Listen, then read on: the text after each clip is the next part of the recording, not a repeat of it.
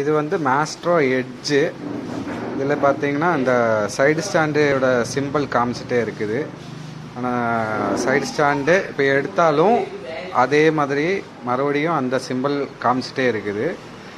அதை வந்து நம்ம எப்படி சென்சர் மாற்றாமையே எப்படி கிளியர் பண்ணுறதுன்னு தான் நம்ம வீடியோ பண்ணிகிட்ருக்குறோம். இது கழட்டிகிட்ருக்கோம்.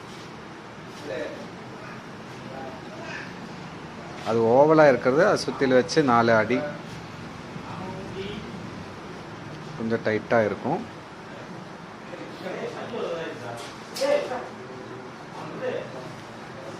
அடிச்சு அந்த இது எல்லாமே ஸ்டாண்டை டைட் பண்ணியாச்சு. அது மாட்டிகிட்டு இருக்கிறோம். இப்போ பார்த்தீங்கன்னா லைட்டு மறுபடியும் எரியுது. நம்ம ஸ்டாண்டு போட்டிருக்கோம். ஸ்டாண்டு எடுத்து விட்டாலே என்ன ஆகுது?